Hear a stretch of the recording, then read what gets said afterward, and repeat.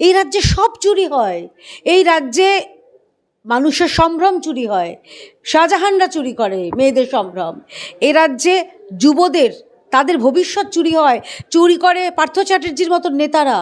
এই রাজ্যে খাবার চুরি হয় এই বালু অর্থাৎ জ্যোতিপ্রিয় মল্লিকের মতন নেতারা।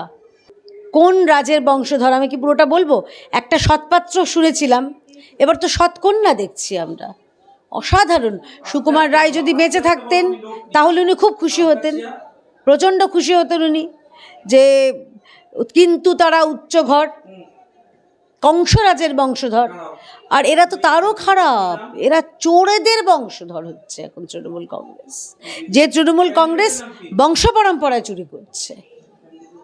এবং সেটা পিসি থেকে ভাইপো, আমরা দেখছি মা থেকে ছেলে, বাবা থেকে মেয়ে, সবাই।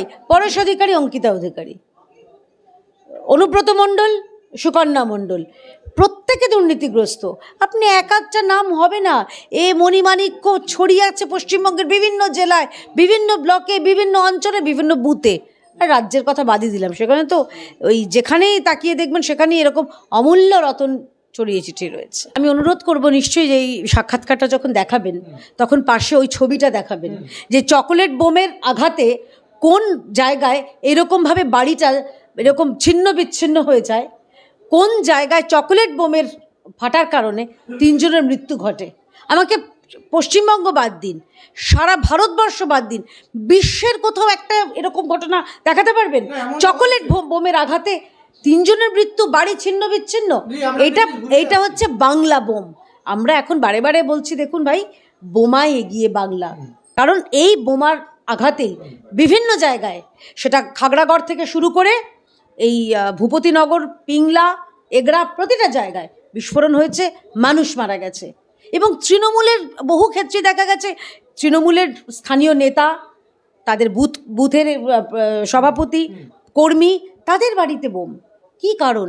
দেখুন, রাজ্যে শিল্প হয়নি, ঘুগনি শিল্প মাননীয়া বলেছেন, তার সঙ্গে কি কাশফুলের বালিশ বলেছেন, চপটপ বলেছেন, তার সঙ্গে কি বোমাটাও এখন নতুন কুটির শিল্প? এইটারই কি কথা মমতা ব্যানার্জি বলেন যে এগিয়ে বাংলা? আমি তাহলে বলছি, বোমা এগিয়ে বাংলা জোর গলায় বলুন। আমরা বোমা ফাটাবো, মানুষ মরবে, বাচ্চা মরবে, ফুটবল ভেবে বোমায় আঘাত লাথি মেরে, তাতেই আমরা বলবো এগিয়ে বাংলা, ঠেলা সামলা। আমি শেষ প্রসঙ্গে আসছি। আমরা হয়তো একটা জিনিস ভুলে গেলাম, যে 200 মিটার দূরে গিয়ে পড়েছিল সেই মৃতদেহ। একটা চকলেট বোমের প্রভাবে কি 200 মিটার দূরে একটা মৃতদেহ পড়ে? মাননীয়া কি ভুলে যাচ্ছেন এই বিষয়টা? দেখুন, ঠিকই বলেছেন, রাজকুমার মান্না সম্ভবত এরকম 150-200 মিটার দূরে গিয়ে তার দেহ দূরে পড়েছিল, এবং তার স্ত্রীর সেই কান্না বিভিন্ন চ্যানেলে আমরা দেখেছি, সেই সময়কার টেলিভিশন চ্যানেলে। তার স্ত্রী বলেছেন যে আমার স্বামীর দেহটা এখান থেকে লোপাট করার চেষ্টা করা হচ্ছে। কেন বলেছেন? কি এমন ওখানে তৈরি হচ্ছিল, কি এমন লুকোনোর চেষ্টা করছেন মমতা ব্যানার্জি, যে যেই বোমার আঘাতে 3 জন মানুষ মারা গেল তাকে বলছেন উনি চকোলেট বোমা?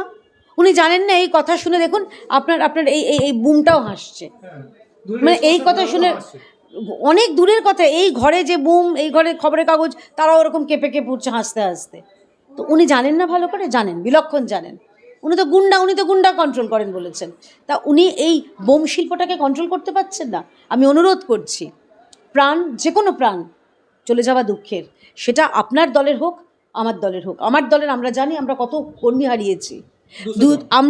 আমরা 2021-এর এই 2রা মে থেকে 26 দিনের মাথায় আমরা 52 জন কর্মীকে আমরা তাদেরকে হারিয়েছি। পঞ্চায়েত ভোট 2018 থেকে আজকের দিন পর্যন্ত 200 জনের ওপরে আমরা আমাদের কার্যকর্তাকে হারিয়েছি। সুতরাং আমরা জানি মৃত্যু যন্ত্রণা কাকে বলে, নিজের স্বজন হারানোর ব্যথা কাকে বলে। তাই অনুরোধ করছি, প্রাণ নিয়ে ছিনিমিনি খেলবেন না, মানুষের প্রাণের দাম আছে। আর আপনারা তো মা মাটি মানুষের পার্টি। আপনি তো যার সন্তান মারা গেল এই ভূপতিনগরেও, তার মাও তো কাঁদছে, মাটিও তো সেখানে রক্তাক্ত হয়েছে তাদের রক্তে। আর মানুষ, ওখানকার মানুষ, তারা ভীত, তারা সন্ত্রস্ত হয়েছেন। তাদের জন্য অন্তত নামে তো মমতা, খানিকটা কাজেও মমত্ব দেখান।